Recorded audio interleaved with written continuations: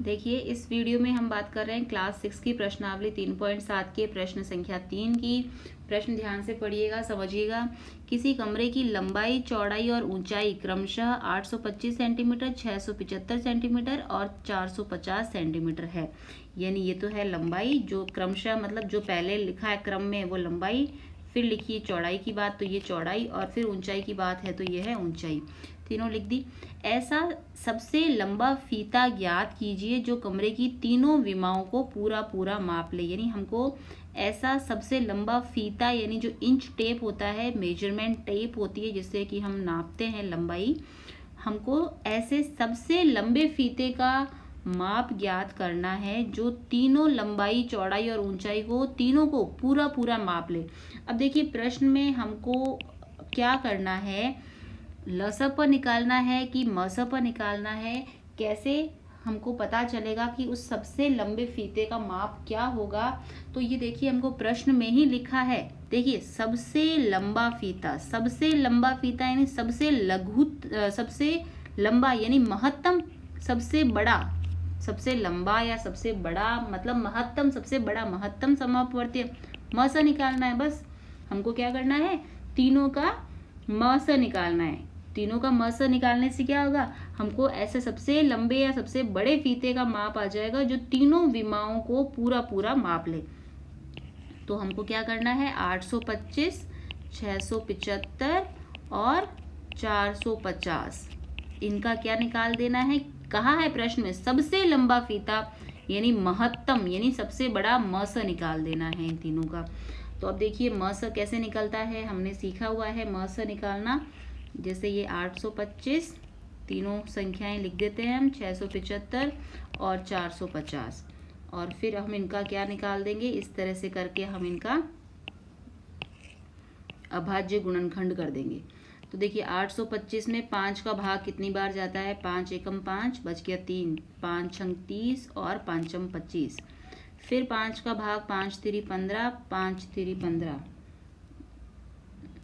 ठीक है, और 33 आ गया। फिर 3 का भाग 33 में 3 एकम 3, 3 एकम 3, फिर 11 का भाग 11 एकम 11, ये हो गया। 675 को देखिए, 675 में 5 का भाग देते हैं, 5 एकम 5, 5 तिरी 15, 5 25। अब इसमें फिर से 5 का भाग देते हैं, 5 दूनी 10, 5 7 35। फिर इसमें 27 में भाग जाएगा 3 का, 3 नम 27, 3 तिरी 9 और 3 एकम 3। और फिर 450 में देखिए, 3 का भाग भी जाएगा, 3 एकम 3, 3 पंजे 15 और 0, 3 का भाग 3 पंजे 15 और ये, और 5 का भाग 50 में 10 बार, 5 का भाग 10 में 2 बार, 2 का भाग 2 में 1 बार। तीनों में नीचे 1 आ चुका है, ठीक है। अब देखिए, हम क्या कर लेते हैं, तीनों को हम इसके अभाज्य गुणनखंडों के रूप में लिख देते हैं। 825, 675 और 450, इनके क्या क्या गुणनखंड आए हैं देखिए, 5 गुणा 5 गुणा 3 गुणा 11, और 675 के इसी तरह से 675 के क्या आए हैं, 5 गुणा 5 गुणा 3 गुणा 3 गुणा 3, और 450 के आए हैं 3 गुणा 3 गुणा 5 गुणा 5 गुणा 2। देखिए, हिसाब से हमको कैसे लिखना चाहिए था, इनको छोटे से बड़े के रूप में लिखना चाहिए था। जैसे 450 के जो गुणनखंड है उसमें 2 सबसे छोटा है ना, तो सबसे पहले हमें 2 लिखना चाहिए। हमको कैसे लिखना चाहिए, सबसे पहले 2, फिर 3 गुणा 3, फिर 5 गुणा 5, यानी सबसे छोटी संख्या पहले, फिर बड़ी, फिर उससे बड़ी। इससे फर्क कुछ नहीं पड़ता, एक पैटर्न होता है छोटे से बड़ा लिखने का। इसको भी हमें लिखना चाहिए 3 गुणा 5 गुणा 5 गुणा 11, और इसी तरह से इसको भी हमें लिखना चाहिए 3 गुणा 3, सबसे पहले छोटी छोटी संख्याएं, फिर बड़ी बड़ी संख्याएं, ठीक है।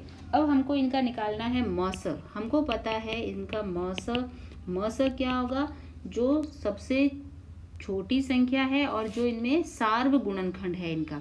देखिए, सार्व गुणनखंड क्या है, 2 तो इसमें है लेकिन सब में नहीं है, 3 इसमें भी है 1 बार, इसमें भी 1 बार और इसमें भी 1 बार। कम से कम कितनी बार है वो लिखना है। तो एक तो आ गया हमारा 3, उसके बाद देखिए 5 इसमें भी है और 5 इसमें भी है और 5 इसमें भी है, ये लिख दिया हमने 5।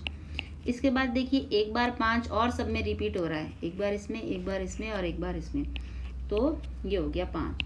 तो 5 तिरी 15, 15 पंजे 75, 75 और सेंटीमीटर में थे माप, इसलिए 75 सेंटीमीटर जो है हमारा उत्तर है। 75 सेंटीमीटर जो है वो माप है जो तीनों विमाओं को पूरी तरह से नाप लेगा।